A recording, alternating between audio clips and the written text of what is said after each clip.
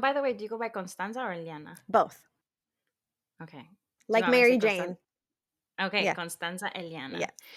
Alrighty. Well, welcome to Riqueza podcast. Thank you for being our guest, Constanza Eliana. It's a privilege to have you here. Thank you so much for having me. This is exciting. I know I followed your platform a few months ago, maybe like 4 or 5 months ago, and it really got to my attention because you were on it.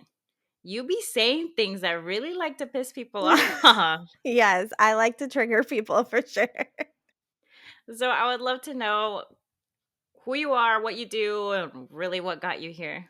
Yeah, so I've been doing the most lately. I definitely do a lot. Yeah, so mostly what I'm doing right now is I'm doing some decolonial education online, and I also do courses and workshops for decolonial literacy, as I like to say. But I'm also a new journalist, so I started doing venturing into the journalism side of things about a year and a half ago, and have been doing that, and I'm learning a lot. It's a different avenue for me. I used to be in the wellness industry.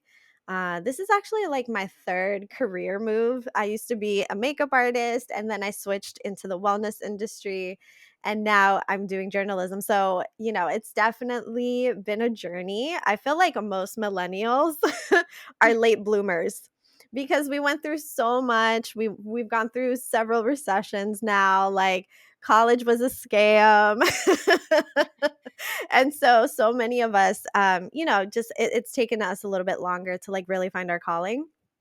But for me especially, that was true. So yeah, I'm really loving the things that I'm doing. Mostly people can find me on Instagram, triggering the hell out of people, doing a lot of, decolonizing the mindset stuff. And that can usually trigger people either to open up their frame of view and their mindset, or it can really make people defensive. So it's been very interesting to be doing that for, I want to say I started doing that on Instagram at least 5 years ago, if not more. Um, and yeah, even before that on Facebook, I was really triggering people, with being pro Palestine and, for independence Mhm. for Puerto Rico. Yeah, it's social media has been an interesting medium to use for decolonial literacy. So yeah. Yeah, for me, I feel like that movement started for me personally this year. Like I saw more people talking about decolonization, Yeah. right? I never knew that was a term, if I'm quite honest, because I was just brought into this world and I just followed the standards of the society around me, which was the standard of white people. Like literally, that's what I was grown up to believe, that I had to be like them. Yeah. And I think for me, it wasn't until I left corporate America and I took a trauma of money class where I learned about decolonization, anti-indigenous and anti-blackness within communities. Like it just brought so much to my attention because I didn't see it. It was almost like there's this fog, right? You live through life and you don't really pay attention to anything. You're just trying to be the best, successful person that you can for yourself, right? In your careers, in your life. But as I was deconstructing like I was institutionalized through corporate America and I was deconstructing that, then there was this other part that I was deconstructing, that I did not have to be like them. Right. Like I didn't have to be like everybody around me. And I was like, is that a word? Is there something like, why am I the way that I do things? Why are we conditioned to believe these things? And that's where I figured out there's a term called decolonization and colonialism.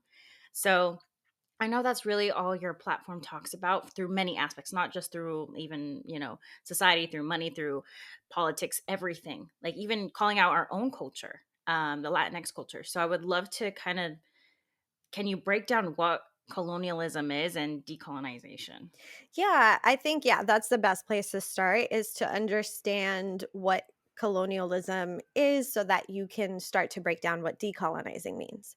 So, as a Boricua, colonization and US imperialism is a constant topic for us. In your family, you're going to be talking about it, whether you're on the island, off the island.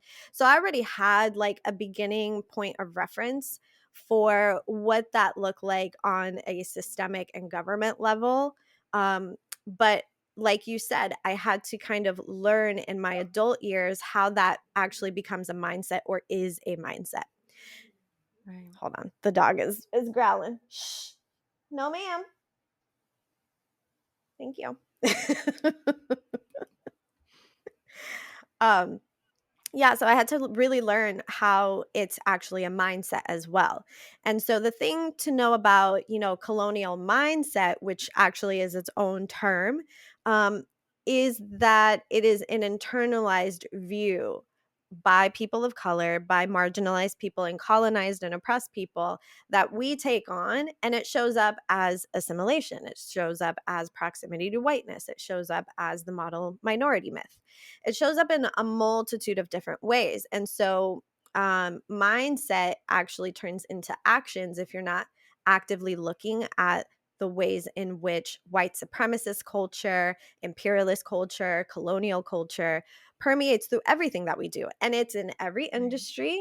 I know you talk a lot about wealth mindset and wealth building, and the wealth gap is a huge issue, and there are many systemic reasons for why that is. um, and it goes racially, ethnically, and so on. And so once I really started to learn and understand how I had these internalized beliefs around colonization, around race, around oppression, then I could really start to dismantle some stuff, because it wasn't enough for me to know what colonization looked and felt like as a Boricua, somebody who is from Puerto Mhm. Rico, lived in Puerto Rico, was raised in Puerto Rico. Even that wasn't enough for me to actively see how I had internalized that and perpetuated it in a multitude of ways. So when I moved to the United States, I too wanted to assimilate.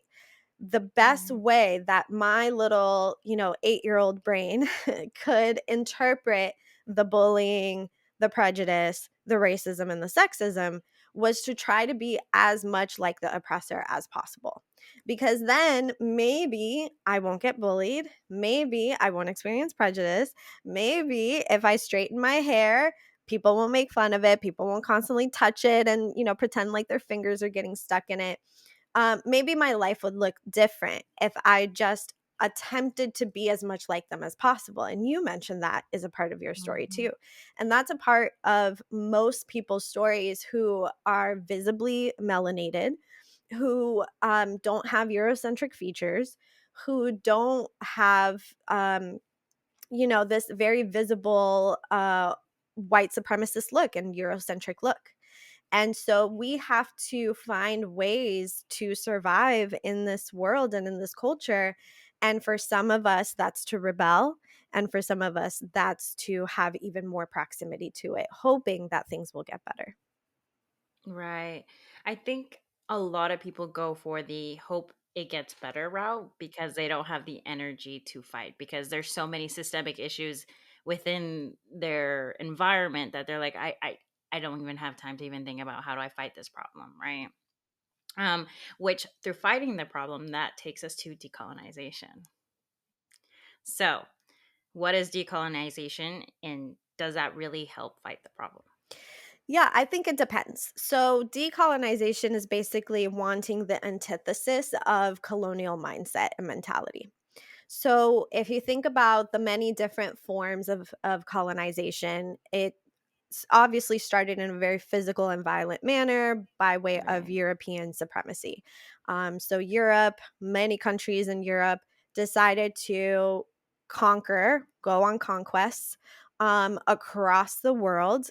About 90% of the world was, essentially colonized by Europe in one way or another. Many countries rebelled and they no longer have, European currency and things like that. But for the most part, colonization still continued, right? Like many streets are Mhm. named after Spanish conquistadores in Puerto Rico, in Latin America. If you look at, Haiti, Haiti, there are a lot of French street names, French towns. So even though Right. they have decolonized from the French crown, um, they still have aspects of colonization still. Many of us do. And so that's kind of like the initial form, right? Is just to get the government to decolonize by way of government entities, right? And a lot of countries are doing this right now. Jamaica, is Mhm. one of the countries that wants to decolonize from the English crown.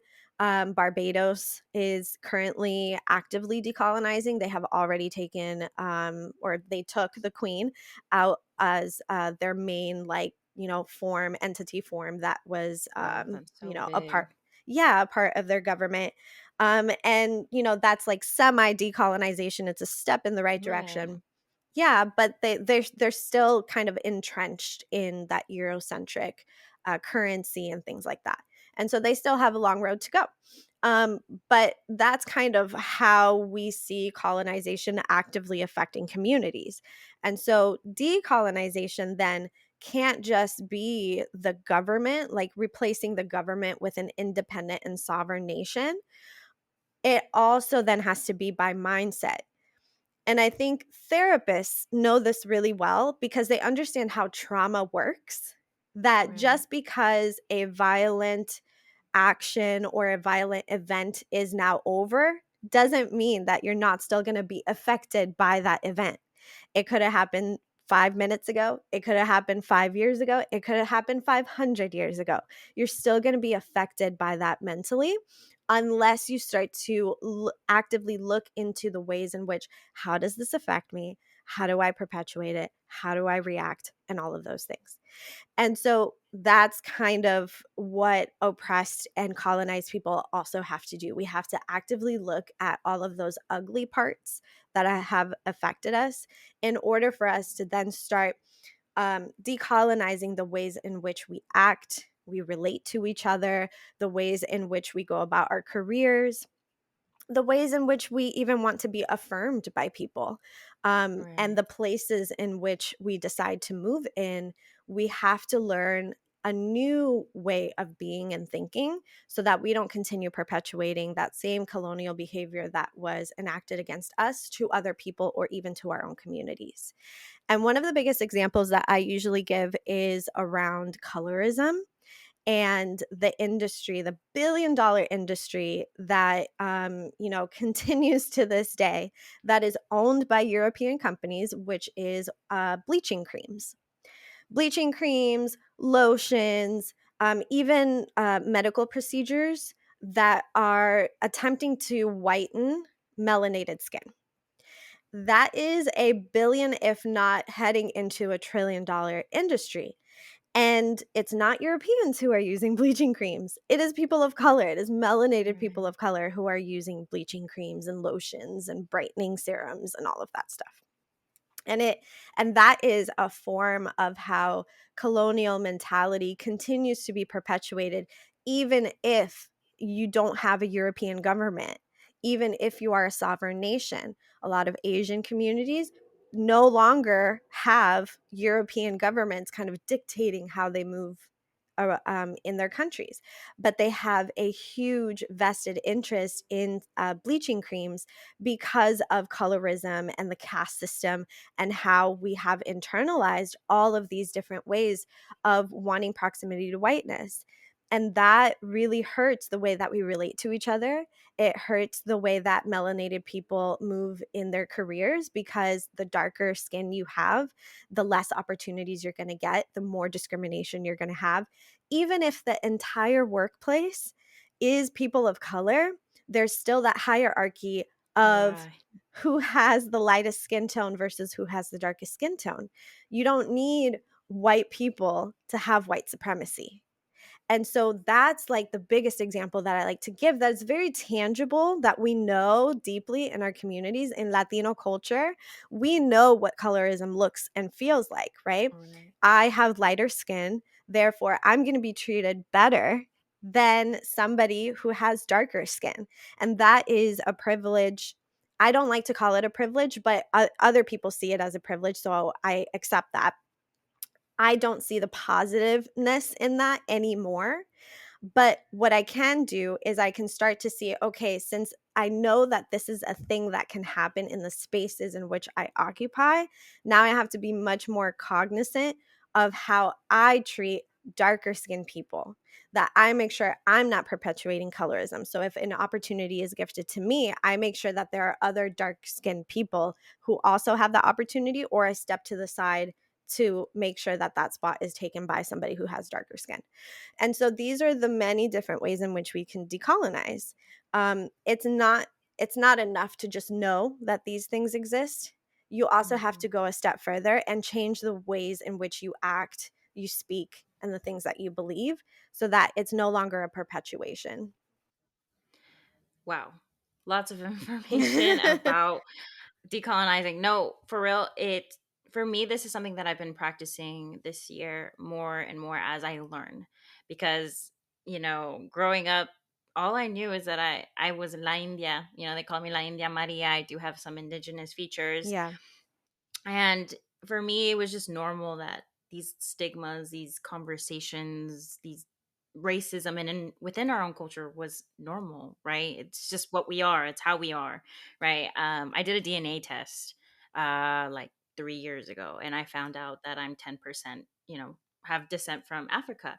And I asked my parents, I was like, "Do you know where this comes from? I know this probably comes from the slave trade, but I would love to know if you know any tías, tíos, abuelos, bisabuelos who might know something." And they're like, "We're not black." They said, "No somos negritos. We don't have that in our blood." And it was so triggering for me because I grew up in a very white city, white town actually, in Utah. I was the only Latina in all my spaces, or the person of color in the space. And I found hope in tying to cultures of people of color. So our skin was what brought us together because we were put to the side because of our skin color. They would call me Mexican. I'm not Mexican. I'm Salvadoreña. They would call me Beaner. I would be bullied in school, and I knew that the only thing that I could relate to was the people that looked like me. And even I had friends who were half black, Polynesian. Didn't matter. We just all tried to find togetherness in our identities. And so as I grew up, obviously I saw more and more and more of this mindset of, okay, yes, I'm brown, which limits me already. I have to work like 10, my skin color limits me from the success, and I have to work already 10 times more than the person, the light skinned person next to me. Or there's someone, my best friend has to work 10 times more than me because she's black, right? And so I always understood these behaviors and I was mad about it, but I didn't know there was a term. I didn't know why. I knew that there was just racism in our culture and just in society in general. And then as I began deconstructing my own beliefs and identities, I guess you could say, because I feel like our culture just identifies it as we are this way, versus this is just a colonized belief. This is just something from generations that has come into our society and our culture. And as I'm trying to deconstruct it, I also want to take action. And that is by amplifying the voices of those that need it, right? If I have a platform, I'm not going to give it away and talk on someone's behalf. I'd rather give it to that someone, like you mentioned earlier, and and when I think about our own culture, when I think about the Latinx community, I already know that the white society, that there's already so much in there against people of color. But even thinking about our own identity, our own culture, the Latinx culture in itself, saying Latinx, a lot of people hate that. I get so many comments about saying, Latinx is, why would you ever say the X? And that's in respect to queer individuals who don't identify as, she or he, right? And so, and even that word in itself is causing problems, being called There's Latinx. so I mean, we could get into it if you want to, but yeah, there's so much around that. Yeah. And these are just terms that we're trying to figure out who we are. What are our identities as we decolonize being called Hispanic, right? A lot of people are like, no, I'm Hispanic, but that Hispanic comes from Spain, right?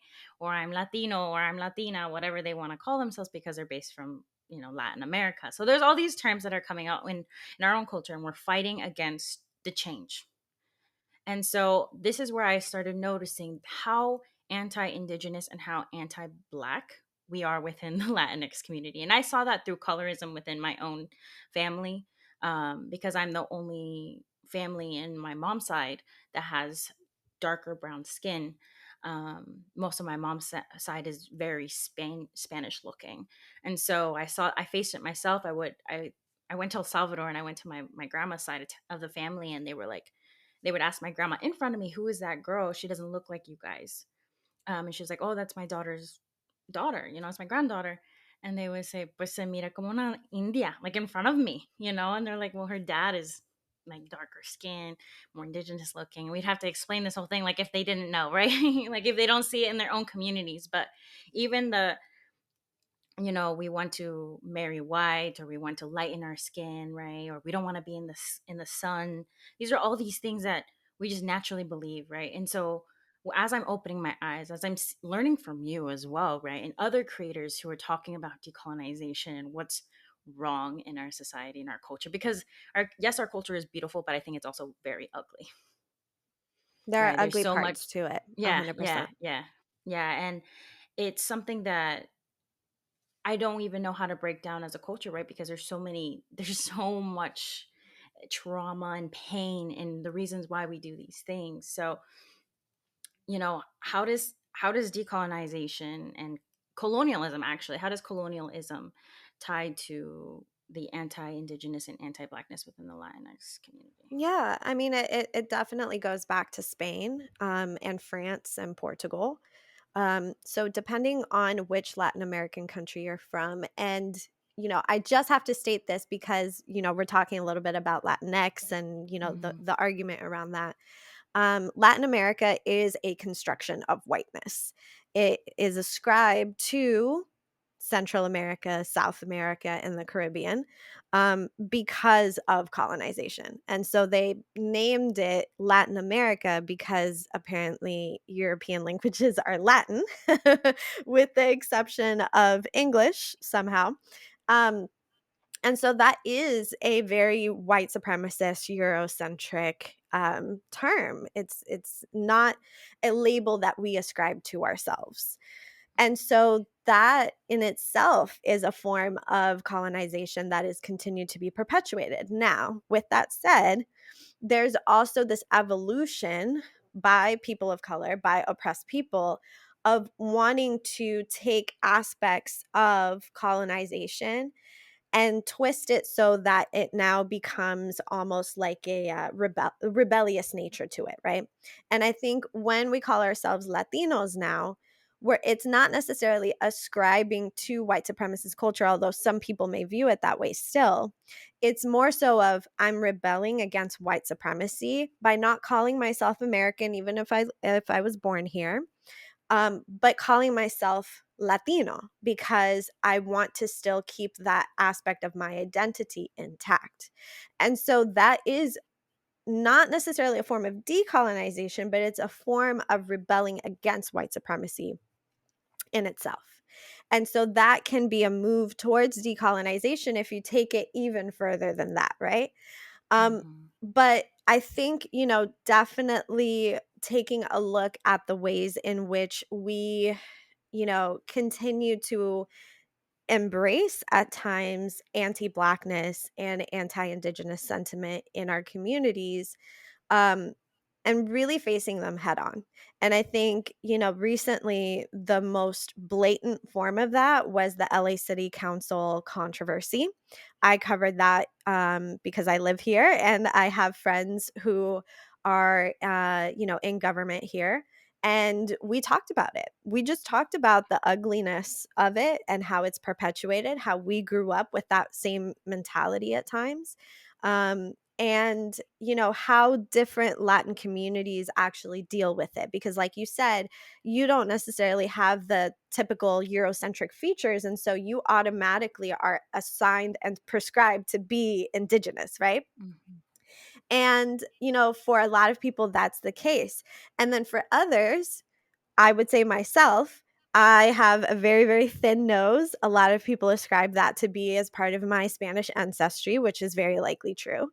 And so I don't necessarily have to deal with that, but I do have to deal with the other aspects of white supremacy, which is my skin color, the texture of my hair, the way that I, speak in Spanish. I'm bilingual. And Mm-hmm. so we have to see how all of these things are internalized. One of the ways that I really started to break this down for myself was when I was learning English. I had an accent, obviously, Mhm. and I was getting bullied a lot in school over it. And so one of the reasons that I talk in the way that I talk now, which a lot of people would be like, she sounds like a white girl, which is what I grew up hearing once I started getting older, is Mm. because I was adamant that I was not going to continue getting bullied for my accent. Both of my parents have accents even still. Ivy League, graduates, master's degree. My dad has a PhD, like very, very accomplished people are constantly discriminated against because they have an accent. And I saw that and I experienced it and I decided, you know what? That's not going to happen to me. I'm going to be as white in my language as possible so that this is no longer a thing that happens to me. And Mm. so what I've realized now is that that is definitely a form of anti-Indigenous sentiment because language, if you take a look at the history of European colonization by way of Portugal and Spain, is that in their eradication of Indigenous identity, it wasn't just through genocide, it wasn't just through blanqueamiento, it was through language. They made it illegal to speak Indigenous language. And so you start to see how all of these things then start to permeate in the immigrant experience, but also in Latin culture, because so many people right now are ascribing to you have to speak Spanish and you have to speak a certain kind of Spanish and you have to sound incredibly intelligent when you speak Spanish. And if Mm. you speak your indigenous language, that automatically makes you weird. It makes you othered. It makes you strange. It makes you like, why aren't you just speaking Spanish, right? You get Right. questioned for that. And in certain countries like my own, the language was almost completely eradicated. So much so that Spanish is literally the only language that you will hear outside of people who are either reclaiming the language or reviving the language, which is a very, very small percentage.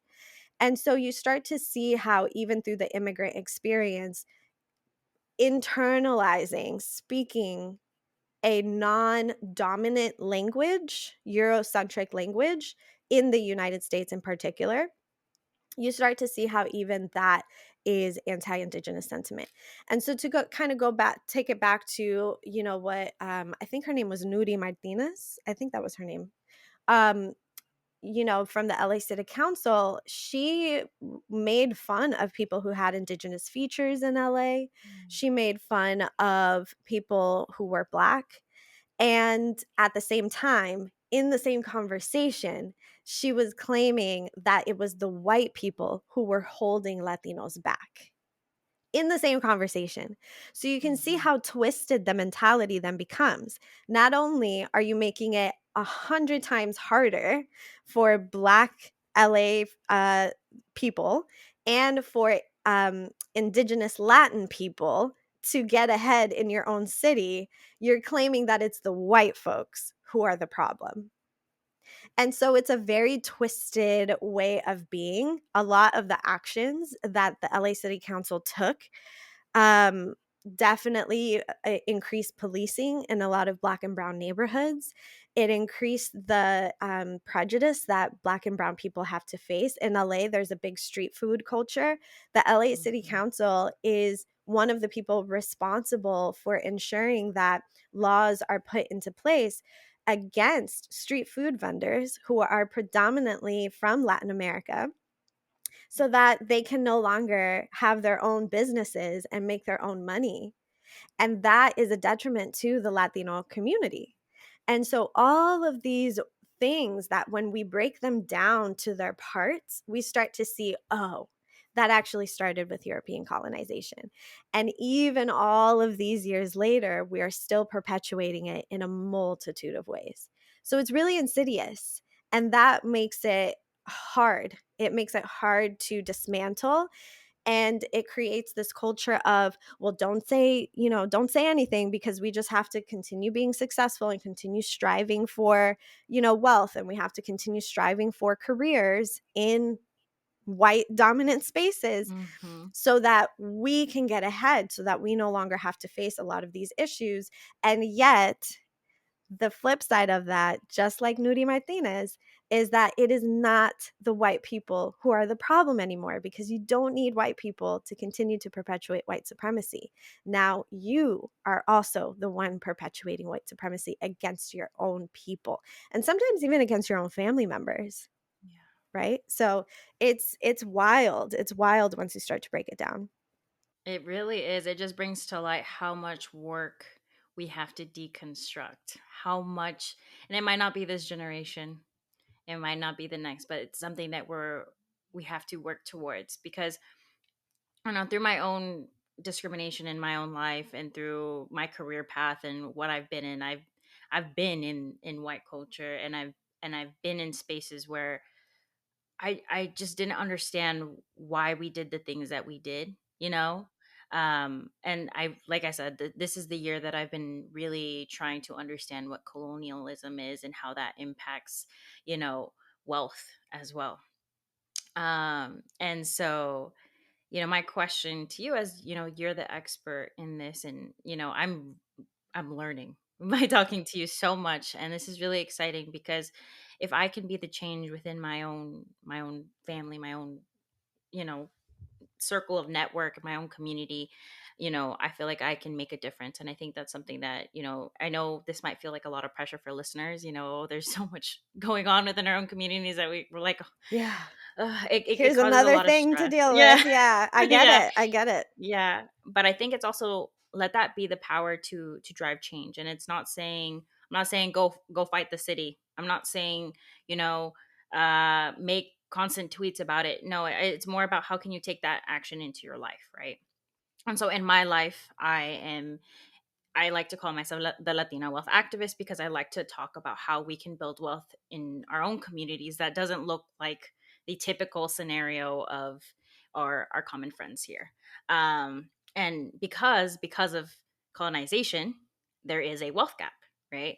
And the wealth gap is for, especially with Hispanic Latino families, we on average have a 36,100 like annual wealth that we build versus the 165,000 that white people make. Okay? And this is a statistic from the Fed. Okay, so this is how much we earn on average, and that just makes me upset. When I learned this statistic, this was like 3 years ago. You know, I was like, this is just years and years and years and years, generations of colonialism, of us being put, racism as well, and being put to the side due to who we are, what our identities, and even when we talk about black wealth, that's also part of the number. You know, black wealth and Latinx wealth are the lowest in the United States. So do you think colonization impacts the creation of wealth? Yeah, I think definitely in the United States that's true, but even in Latin America that we can see that that's true. With the few studies that have been done on race in Latin America in particular, because as we know, Latino is not a race, it is an Mm-hmm. ethnicity, it's an identity. Mm-hmm. So Mm-hmm. you can break Latino down by race and color. And so even when we take a look at the statistics in Latin America, it doesn't look good either. Black folks are still at the very bottom. Brown folks, indigenous folks are still, at the bottom towards the middle. And then you have your white folks who are predominantly the CEOs of companies, the ones who own the real estate, the ones who run the companies, the presidents and the executives. And so it still doesn't look good, even in our home countries. But particularly in the US, it is very systemic still. Um, and, you know, it you can't really do anything but laugh sometimes, because it's like, how do you even unpack that? Right? Like, how do you Yeah. even start to tackle that? Because I'm not in the Senate, I'm not in the House, I'm not a lawyer. I can't make bills and, do all of that stuff. How do I even start to dismantle all of these things? And so that's where the overwhelm sometimes can start to come in for people, and that's why capitalism seems to be like the saving grace for a lot of us, because we see capitalism and we're like, well, as long as I'm a millionaire, as long as I'm as close to a millionaire as I possibly can be, maybe I can't change the system, but I can change my family status, right? I can change the class within my own family structure. And so capitalism then becomes that carrot that you're constantly, the Mhm. carrot on the stick that you're constantly, running after and hoping that you're going to catch. And maybe you catch a little bit of it, but it's still, you still experience racism, you still experience prejudice. And Mhm. so there's so many components to that. But yes, I would say that predominantly it would be white supremacy that really starts to come into play alongside colonization. And the reason I say that is because we still live in a very racialized society. And this racial hierarchy that we have, and this racial caste system that we have that no one wants to talk about, even Mhm. after 2020, and we had the racial uprisings and social justice became the thing that everybody wanted to talk about. Even now, you're starting to see just 2 years later how it starts to fade into the background. All of a sudden, it's no longer at the forefront of companies' minds. It's no longer at the forefront of anybody's mind, really. Everyone's just trying Yeah. to survive and go back to normal after the pandemic. And, I recently just did a video for the Young Turks I'm a contributor for. And, you have conservative media being like, oh, we're good on race now. Everything has calmed down. And that's really how whiteness wants you to think. They want you to think Yeah. that race is no longer an issue. We talked about that. We did the protests. We did the black squares. We have We DEI. made the social media post. Yes, we did all the things. Yeah. Cute, cute. Now we can move on. Now we can forget about it. And we see how even that starts to press people back into, well, I need to get into a corporation. I need to start my own business. I need to do all of these things. And it's all very capitalistic, which is a form of colonization.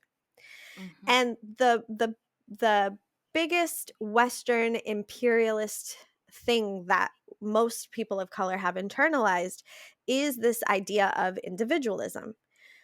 It's no longer a thing to bring your family and your community up with you and create the structures and the systems that's going to prevent your community from continuing to be marginalized. Now it's about the individual. Now, as long as I make my $500,000 a year, I become the CEO, I become the executive, everything's fine. Eventually, other Right. people will come up to you, and that would be nice. But as long as I get there, then we're good. And that is the antithesis of Indigenous culture. You thrive and survive with community, not in spite of Community.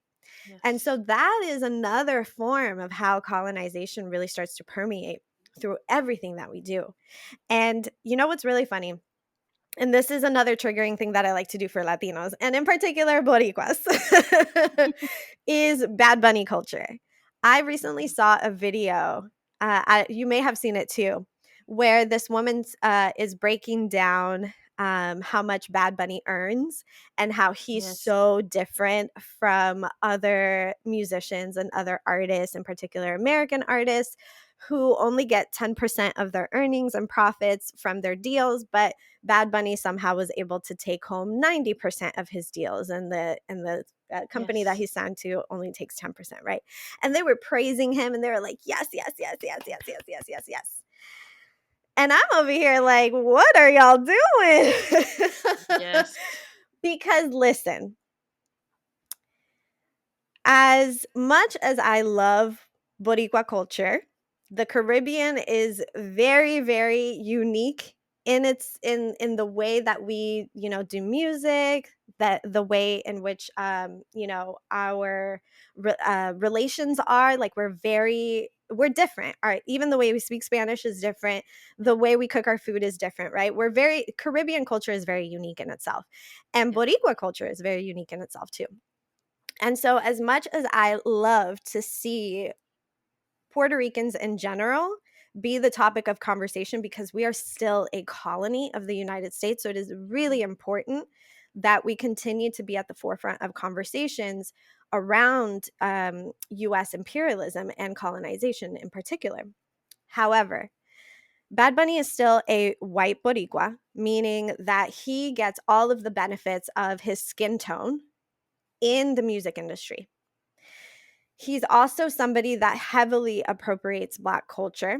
Yes, even though in Puerto Rico, like that's reggaeton is the thing, right? It's become a part of our culture.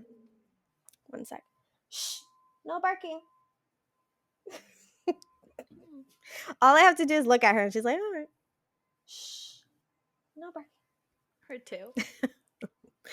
Um, yeah, even though the music has become a part of our culture, it still comes from Black culture. It still comes from Yeah. African roots. And this is a person who is now heavily profiting off of that. He outside of just the music and the type of music that he creates, even just his look, it's heavily appropriated from Black culture. Wearing cornrows with beads, that is a Black culture thing. If Black folks are being discriminated for that, but Bad Bunny isn't, there's a problem there, right? Yeah. And so this is also a person who is now heavily ascribing to capitalism. And I know what people are going to be like, oh, you can't talk about Bad Bunny, blah, blah, blah. I can, and I will. And this is the important part, is praising a millionaire who is from a Multi. colony of the United States, who is proclaiming themselves to be an activist and an outspoken advocate for the island, who has every single privilege now, including monetary privilege, of not having to have the effects, the heavy, heavy effects of colonization anymore, and building that off of Black culture. There's an issue here because you're not making the same statements about Tego Calderon, who has been a part of the reggaeton industry long before Bad Bunny, who is a Black Boricua man. He's not making that type of money. And he is one of the like staples. He's like a legend, an icon in reggaeton. You're not making the same statement about him, but we're going to praise the white Boricua all day and night and say, oh, good for him, good for him. That's exactly what we need. It continues to perpetuate the racial hierarchy that as long as you are white, you deserve success and you deserve all of the financial benefits that come with that. But as long as you are dark skinned, as long as you are melanated, as long as you are Black, you deserve to be at the bottom. And good luck to you. Hopefully, you'll become a millionaire one day, but we'll see, Yep. right? And so that's the type of thing that we have to stop doing. Instead, what we need to do is start to dismantle the ways in which capitalism allows this type of mentality to happen and how race is a component of that. It's a crucial component in capitalism. And so, yes, even though we have Black billionaires like, or millionaires really, like Rihanna, Black billionaires Mhm. like Jay-Z, they still perpetuate whiteness on a daily basis, even though they are of Black culture, they contribute to Black culture, they come from Black culture. They are still Black capitalists. And that is not changing the systemic dynamic of Black people in the United States. It's not changing the dynamic of Black people in the Caribbean and in Latin America. It is individualistic. And that is the major, major point that I'm trying to make. So, yes, let's praise, people who are born and raised in colonies, who are advocates for independence and sovereignty.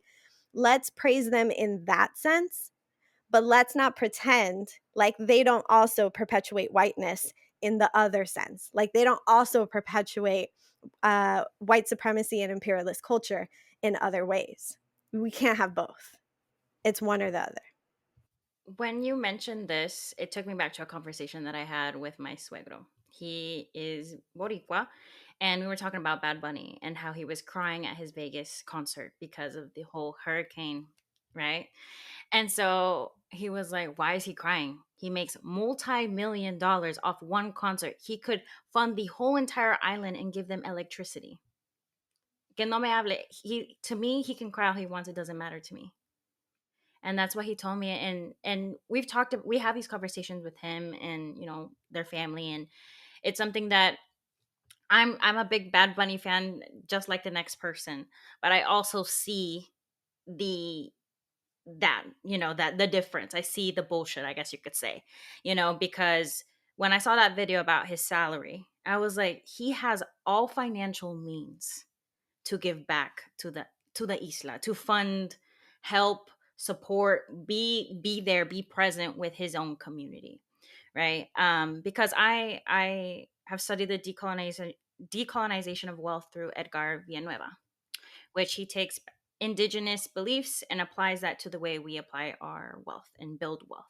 So it's all about healing the grief of generations of trauma, of colonialism, but also accepting that we also do it on a day to day basis. We also continue to add to it, to the problem, because we're not aware. So when I worked through this and I was learning, it was more about, who do I have to forgive, what things, what pain have I even caused as an individual to communities because of my beliefs, because of these generations of colonialism, and how can I deconstruct that? And it's bringing awareness to it. And as we decolonize wealth, it's also, when we make money, we need to give back to where we come from. And it's like this collective mentality, right? Where it's not just me. Yes, money does bring power. Unfortunately, that's capitalism in itself. That's how everything runs these days, right? Money does bring power, but power can also bring change. If the right person has the right money, you can also give back. And it's about this full cycle belief that, collectively we grow.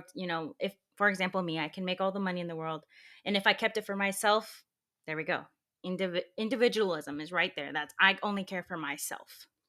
Right. And that's how most of the US runs. They only care for self gain. You see how many CEOs, their salaries, multi-millions, when they're running corporations, and their and their employees make 30,000, 40,000, barely can survive and pay their rent, right? So we see that in today's society. But I think for in this belief, it's also, we need to be able, as we make more money, we need to be able to support those communities that we also take from. Because yes, money is great. Yes, money provides us stability, security. It fills our hierarchy of needs, right? But once we are filling our hierarchy of needs, why not help the people who you were with back in the day, right? Struggling. Why not help the where you come from, right? And serve and take that wealth and give it back, because that is how we decolonize wealth, by serving back and giving money, dollars, tangible dollars, to our community. In the book, I highly recommend it, Decolonize Wealth by Edgar Villanueva.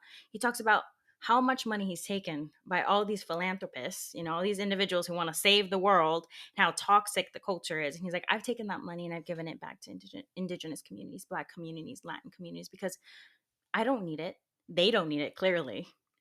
But they want that righteousness of, I supported them, I gave money to them, right? And it, yes, there's so many battles. Like, we've been talking about every single issue within the issue, within colonization, within decolonizing. But at least from, as we, want to become more successful, we want to perpetuate that vision, like, be like them, right? But also, we can be different by changing the way we perceive anti-blackness, and anti-indigenous, being honest, being transparent, that the fact that we're profiting off our own communities, and we obviously want to make more money to have more power, but that power, it needs to be held to give back to our communities. And I think that's where a lot of people forget where they come from. And my And go ahead. it's not just that too, it's like seeing the dynamics and the structures when you Right. take it back again to its foundation. The only reason that is even necessary, taking one person's wealth and redistributing it to people who don't have that level of resource and privilege, is because of capitalism, because of colonization, because our communities, our indigenous communities, did not live that way, right? If you had to put a label on it, it was very socialist, even Mhm. though it wasn't socialism, right? It was different. It was a totally different way of being.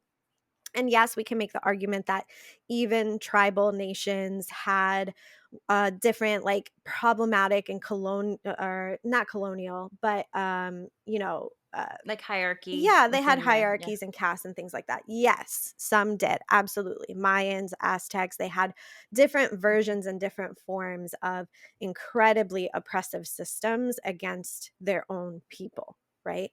Yes, that we can say that that is a fact. And we can also say that capitalism was not a part of that structure.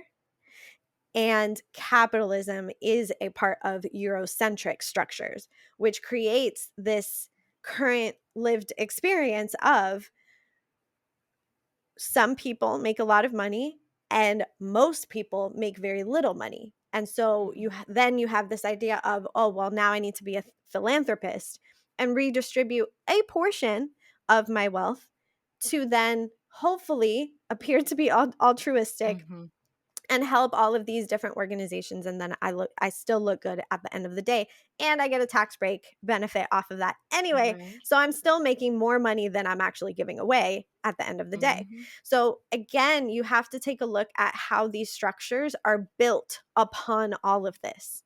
The only reason individuals even have to think about redistributing their wealth is because of capitalism. It's not capitalism that's going to save the day.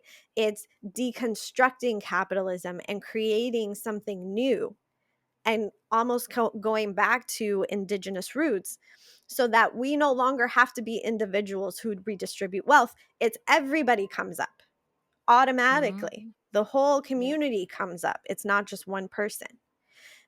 So even when you break it down in that sense, that would be true decolonization.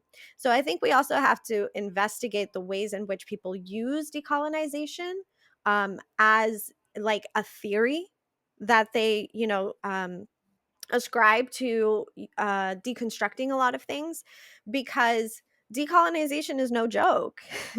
It's Yeah. not just, like I said earlier, it's not just acknowledging that this thing exists and noticing that, we have to move differently. It's actively moving differently. It's actively talking about different ways in which we can get out of this mess that we are in. And so, yes, that does look a little bit like socialism. That does look a little bit like liberal progressive values. That does look a little bit like sovereignty. And that is really, really scary for some people. And so, I also like to tell people, like, just investigate when somebody uses decolonization as a term that they ascribe to a certain thing. Because if they haven't even investigated that thing that they're ascribing it to, like wealth, like government, um, like health and wellness, that's like a big thing, is to use decolonizing wellness in everything, right? But if you're not Mhm. investigating the root of colonization, even in that, then all you're really pushing for is reform, not abolition, which are also scary terms for some people too. I told you I like to trigger people. And so, if we're not really talking about decolonizing actively, then what we're doing is we're just acknowledging that decolonization is something that we need to move towards without actively making the steps to get there. And that's very different. That's very much like reform. Like, I want to, change certain aspects of capitalism so that it's not as oppressive as before, but in general, it's still oppressive. It's still an oppressive Right. system, right? And so you can't decolonize capitalism because it is inherently colonial. So Yes. that means you need to replace capitalism with something that is truly decolonized. It's the same conversation that we're having around defund the police. You need to remove the colonial structure and replace it with something that actually is helpful and beneficial for the community, not oppressive. So you can't decolonize policing because policing is inherently colonial, right? So even in that, we really have to investigate, like, how are we using these terms and how are they being applied? And I'm not saying don't use the term. I'm saying be upfront and honest and transparent about why you're using the term. I think when it comes to decolonization and what people are doing today, because I think it, like I told you, that's the only way I heard about it. I think this year in every conversation, they're decolonizing Latinx, right? That's another, Right. big thing. Like, how are we gonna Yeah. do that? Let's talk about Yeah. it. Right. How do we decolonize this and that? And it's generations of colonialism, it's generations of just all of the structures, like you were mentioning, and it's awareness to them. It's awareness to the structures. And that's something for me personally. That's the whole reason why I studied finance. I wanted to understand the structures of why people make money. Why are they so much more successful? Why do they have trust funds? Why do they have these structures in place that we do not have? Right? I never heard of a trust until I went to college. I never heard about, oh, a Roth IRA, right? These systems that have already been put in place because of the answer, colonialism, right? It's things in capitalism, right? These are things that are just in place in this community, in this society, and it's not going to be my generation that ends it. It's not, and it might not be the next, like I mentioned, but it's something that if we provide awareness and active action, right, to change the ways that we have been so, I feel like we just are even oppress ourselves sometimes to money because of there's trauma. There's a lot of pain when it comes to money, right? It's like more money, more problems, right? And it's even hard to attain money sometimes, right? Even getting access to it is a problem. Right. There's a structure in place. And the illusion of you work hard, therefore you become successful. I know plenty of people who work so hard and do not get an ounce of what they deserve anywhere Right. close. So it's this continuous myth of, just work hard and you'll get there. It doesn't happen for most people. And that's the colonial um, aspect of capitalism, that as long as you just keep on working, get that One productivity up. day you'll be lucky. They say you're successful because of luck. Right. And how fucked up is that? Yeah. I hope I can curse on your podcast. No, yes, you can curse all you want. It really is sad. And I watch my parents, I feel like entrepreneurship is the way we break all these barriers because we can, there's a podcast episode. I forgot who the person is, but I'll make sure I put it in the show notes. The episode is called Entrepreneurship through Emancipation, Mm, right? It's the way that we stop following the standards of capitalism, white supremacy, and it's the way we start changing the things on our own, right? Because we start, the thing is, the only problem that I see with that is if you have those beliefs instilled with you, you will continue them in your business. exactly. You'll continue to even if you own the business now, you're Hmm. still gonna pay minimum wage or maybe lower. You're still Hmm. gonna have that racial hierarchy in your workplace. You're still gonna continue to manipulate the way in which labor is, enacted within your own structure. If you have a service, you're still gonna perpetuate a lot of these things. So yeah, it's even if you have a brown or a black face in that role, or as an entrepreneur owning their own business, that doesn't guarantee that it's going to be decolonized. It doesn't guarantee that it's going to be a good place to work at. And we see this time and time again. I always say representation is not decolonization. It Yeah. can be, but it doesn't automatically equate to that, which I think too many people have subscribed to, that, as long as we see black and brown people and indigenous people on the cover of Vogue, we made it, right? We're good Mhm. now. But it's still an inherently colonial structure. And it doesn't mean that that person actually ascribes to decolonization just because they are now represented in that magazine. It's still not going to change your reality. So representation doesn't actually equal decolonization automatically. However, if you do have a person in that role, or if you do have an entrepreneur who is actively choosing to get away from those colonial structures, now you're really getting somewhere special. It's more of, like you mentioned, creating the new pathways that don't follow these standards and structures of what we know. And it's going against the grain. It's going against what society and what people are hearing. And that's one thing that, when I have conversations about money, when I have conversations and teach about money, they always tell me, well, you don't teach like the typical professor, the way that, the textbook says this and this. And I'm like, the thing is, textbooks in general, education in general, is all already structured for them.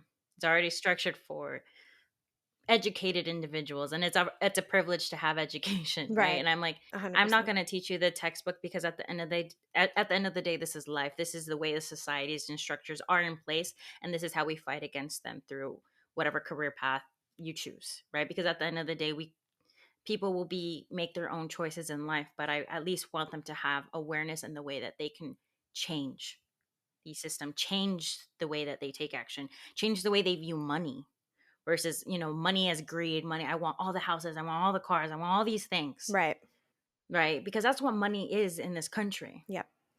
It's wanting these tangible assets so we can be wealthy and blah blah blah, travel to Barbados, and then all, what I mean, what how people in this culture are, and in the society. And it's more of, let's break it back. Like, in this generation, we might not have all those things, but how can we build wealth, and how can we attain wealth through also being not continuing to add to the problem, right? Which is really hard, because we live in this capitalistic society, right? But, as long as we find awareness, if we give, I truly believe money is power. Unfortunately, fortunately, and Yeah, unfortunately, unfortunately, that's the reality that we're in. yes. And that's the only thing that we can do to drive change, because that's the only way they will listen to us, right? We can talk all day long, but at the end of the day, at the end of the day, people want to see dollar signs to it. And it's a behavior, and it's a thing that I cannot, I do not like to support, but it's the only way that we can bring light to issues, so from a bigger scale. But even from an individual perspective, and this is how I want to ask you this. For someone listening, they're feeling all the emotions, right? They're Yeah. like, what are some tips, things that someone can just do now today to start the process of decolonizing things in their own life? Yeah. I mean, it definitely starts in the home. I always take it back to the home. Um, decolonization, it doesn't just include race, it also includes gender, it also includes our ideas and perceived ideas around gender, gender roles, all of those things. And so, the best example I can give, and of course, you do this with race as well, but the best example I can give is, in my own home, we are constantly dismantling patriarchy. The way in which I relate with my husband is not the way in which most people would deal with a heterosexual marriage. And that is a very active thing that I am constantly thinking about all the time. And we talk about it, we have conversations around it. We do therapy sessions together where we bring it up, because it's really important that we start to dismantle a lot of these notions of the role of a wife, girlfriend, whatever, partner, and the role of a husband, partner, whatever. And these things can also be perpetuated even in same sex partnerships. And it looks a little bit different, but it can still be an aspect that can be internalized and perpetuated, right? And Hmm. so the ways in which I do that personally in my own home is continuously having conversations around, well, when you said that the other day, where did that come from? And why do you think that is? And then, is that actually healthy in our relationship to continue to ascribe to that? And we have the conversation, we look into it, perhaps we bring it up in therapy, perhaps I do a little bit of research and see, like, where did this notion come from? And then we actively choose a different way. And if it happens again the next day, we have the conversation again. If it happens again the next day, we have the conversation again. So it's not an overnight thing, but it happens slowly, and we're sowing the seeds so that we're not oppressing each other, Yeah. even in our partnership. Because as much as people love to say, like, love conquers all and love this and love that, you in your four walls and your roof, You can still perpetuate and oppress each other in a multitude of ways. And we see this, growing up. I come from, a broken home, divorced parents, and I saw them constantly oppressing each other, constantly trying to figure out, well, how do I do this and how do I do that and how do I maintain this status, the social status, even in our own house. And so much so to the point where it completely broke up the family. And so I think that is the best way to start, is to actively go outside of your comfort zone, outside of the status quo, and start to look at what are all the ways in which we are perpetuating this just between each other. I don't have to think about society. I don't have to think about government. I'm just thinking about you and me, and maybe the kids if you have kids, right? That's one way. And so if you take a look at that in race, most brown folks are actually multiracial or more multicultural homes. And, the statistics are that most white people are in, white relationships, right? But that's not the case for Black and brown folks. And so if you are in a multicultural and multiracial relationship, that is a great way to start decolonizing race relations, even in your own home. So, how are we engaging with each other? What's some of that language that we're using against each other? Am I making fun of your hair? And I think it's cute, but it's actually anti Blackness. Mhm. And what are the ways in which we're perpetuating colorism? That's something that in my house, that's something that we actively dismantle all the time. My husband is Black, but he is also multiracial. He is a light skinned Black man. And so we have to actively um, combat colorism even in our own dynamic. And that's something that people can do on a daily basis. If you have kids and your kids come out with darker skin than you, how are you going to handle that? How are you going to instill certain beliefs and affirmations in that child? Or are you going to continue to perpetuate colorism and make them feel a certain type of way about their skin tone? How are you going to handle them coming home from school and being bullied over their skin, over their hair texture, over whatever, their facial features? Are you going to affirm them and give them that sense of confidence in themselves? Mhm. Or are you going to continue to perpetuate the same old anti Black, anti Indigenous sentiments that you were taught growing up? Are you going to tell them that it's okay to go to the beach and they can stay out as long as they want? Or are you going to tell them, don't stay out too long because your skin's going to get too dark? So these are the ways in which we can start dismantling this just in our own home dynamic. And that in itself is a lot. But it makes a huge difference because, like you said, we can't expect one generation to combat this just overnight for everybody. It's going to take time, unfortunately. And so, as long as you are raising kids who are who have decolonial literacy, as long as you are in relationships that continue to combat and deconstruct colorism, racial identities, all of that stuff, then you're moving in the right direction. And then you can start to apply it to your career. And then maybe after you do that, then you can start to apply it in the ways in which you vote if you're in the Mhm. United States. And even in Latin America, we just saw Brazil have a whole, oh my god, it Yes. was like so much anxiety and then yes, victory. Um but wherever you are, your voting patterns are dictated by how much you have internalized from societal values. And so those are the ways that you can start. And then maybe you become an activist and an advocate and, blah, blah, blah.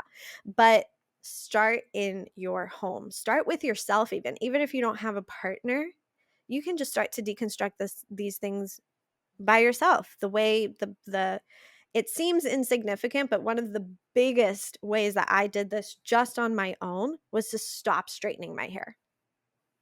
It seems so insignificant, right? And people are like, "Oh, it's hair. You should be able to do whatever you want with it." The way that I personally, I'm not saying everybody does this, but a lot of people do, the way that I was straightening my hair was not because I thought it looked good. It was because I thought, and I was told, and I had internalized that having straight hair meant that made you more beautiful. And having curly hair was unmanageable. It was unprofessional. I didn't even Ugly. know how Mhm. to take care of curly hair because nobody's teaching that. And you grow up in a family that's like blowouts all day. Going to the hair salon is like the thing to do, right? To take out the curls, to take out the texture. So, me, it was incredibly important that I started to dismantle beauty standards just for my own self, not for anybody else, but just for me. And so I learned how to take care of my hair. Now I think I have beautiful hair. Now I can't even think about straightening my hair because I have the confidence to wear this proudly and nobody can tell me nothing. So, those are the ways in which you can start to go about this. You mentioned so many things that I'm even facing right now. I'm just gonna bring this up like quickly. This just happened. My partner just cut her hair because she hadn't cut it in 2 years, and she has more of the wavy curly texture, and her mother has more of the tight curl, almost afro like hair. But she is very white presenting. And so we were I sent her a picture of this and I was like, hey, we're cutting her hair finally after like, 2 years. You're cutting all the dead ends off. And she was like, no, why would you do that? And I was like, well, because she needs a trim, it needs to be healthy. And she got kind of upset, and she was like, well, I don't know if I want, like, I don't know how I feel about this. Zane already knows what happened last time. Long story short, she texted me. I guess the only reason that I'm upset is because I think my hair is ugly, Mm, and because she has these like very tight curls that she doesn't know how to manage. And I was just, when she sent me that text, I was just like, dang, the anti blackness, I guess you mhm, could say, in her own self for just sure. really showed out right now. And I didn't know how to, I was trying to comfort her and be like, your hair is very beautiful. It's more about, caring for it, taking care of it, loving it, right? And I think back and I'm like, there's so much work that we can do within our own families, just like you mentioned, just even with hair. 100%. um and and that's even with me with makeup. I don't really like to wear a lot of makeup because I feel like it hides my features. I used to be embarrassed about my nose because it's, big, or my nose is round at the tip. I don't know why. But, my high cheekbones and my tiny little eyes. I used to get so upset that I couldn't do eyeshadow because I don't have monolids. I don't have really eyelids. And so I had to break down, you know what? Hey, it's okay. There's features, these are features that make you you. And these are little steps forward in the right direction. I know this whole entire conversation was head on into the big systemic issues, but at the end of the day, like you mentioned, it is at home, Absolutely. right? It is how we have conversations at home, the hierarchies in relationships, because we create our own hierarchies and structures. Even in my own career relationship, I'm dating a woman, right? It We have hierarchy, and people always assume there's a male role and there's a female role. In my relationship, that doesn't really exist, but there is hierarchy that I can Mm, see, yeah, right? So there's things that even right now I'm deconstructing within my own family of, being the maybe a sole breadwinner, having someone who does more of the cooking and the cleaning, or balancing the two, having these open, transparent discussions. It's more about having these conversations than hiding these conversations and just following the norm, right? And that's where we continue to, like, be what we have been for generations, right? So I just want to say thank you, because not only did you open more of my eyes and give me more of the history and the background of this, but I hope individuals can even bring this into their life, right? Because when it comes to riqueza, when it comes to the whole message that I want to portray, is more of redefining what we know, breaking it down, understanding its structures, and starting something new that, can benefit our own communities and give back to our communities and give power back. I just feel like we've been so limited for generations that it's time to fight. It's like, for personally me, if you can, I know fighting, even fighting is a privilege. Even saying that I can do that is a privilege, right? To be able to talk and speak these issues. But, um, I'm going to ask you this because I ask every single guest. What does riqueza mean to you? Riqueza.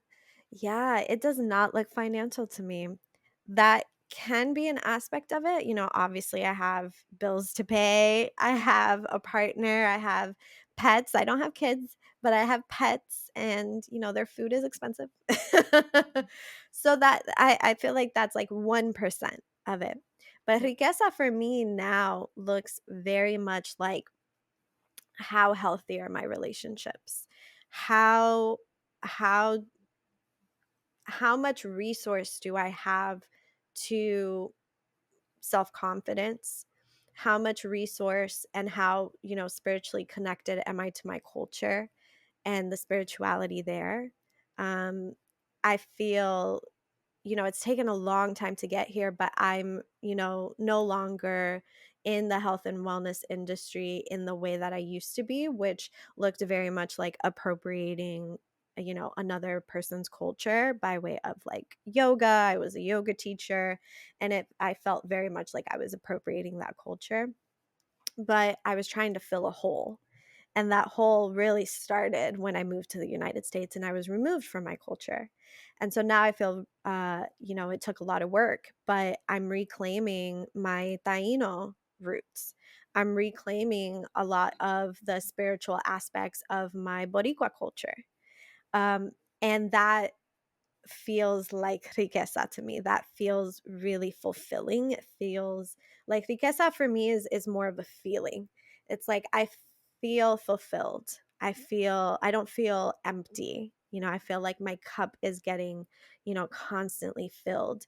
And I'm diversifying it too, right? I'm like, reclaiming aspects of my Taino culture.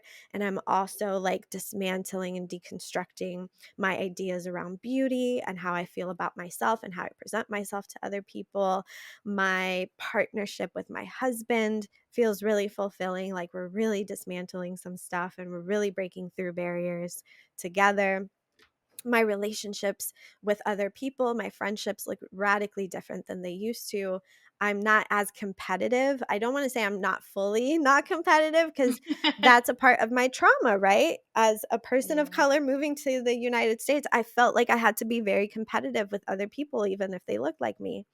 Yep. And that's no longer a thing that I want to subscribe to. So it looks a lot less like that. And the moment that I feel that sense of envy over somebody else or that sense of jealousy, I do some therapy work, I do some journaling, and I try to dismantle that shit.